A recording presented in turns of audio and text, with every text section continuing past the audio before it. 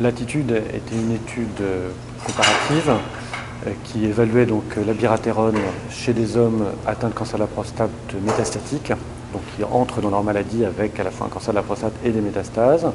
Et ces hommes, depuis 70 ans, ont été traités par le même traitement, sans progrès majeur, et c'est l'hormonothérapie conventionnelle.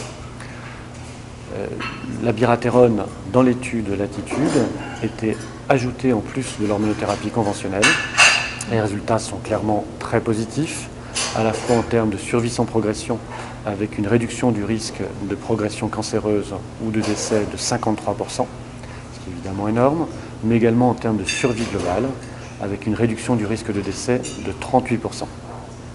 L'abiraterone est un traitement qui est habituellement bien supporté par les hommes, et du coup, ces résultats vont très probablement faire changer le standard pour ces hommes atteints de cancer de la prostate dans les métastatiques.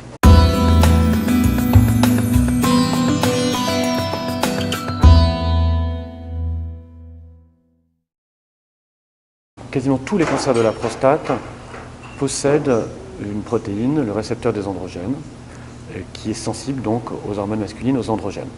Et c'est pour ça que l'hormonothérapie conventionnelle est déjà en gros active chez quasiment 100% des hommes, en tout cas au début du traitement. Malheureusement, le cancer s'adapte à l'hormonothérapie conventionnelle, et chez un homme qui a des métastases, au bout d'un an, il y en a à peu près 1 sur 2 dont le cancer a déjà progressé. L'abiraterone permet de renforcer l'efficacité antitumorale et permet donc d'augmenter la proportion d'hommes qui n'ont pas de progression tumorale.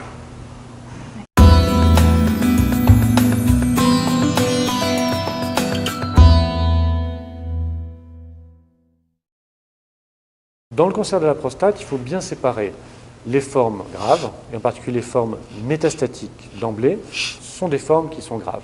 La plupart de ces patients risquent de décéder de leur cancer de la prostate, et là, il y a toutes les bonnes raisons du monde pour inventer de nouveaux traitements de manière à améliorer leur qualité de vie et leur survie, et peut-être un jour la guérison.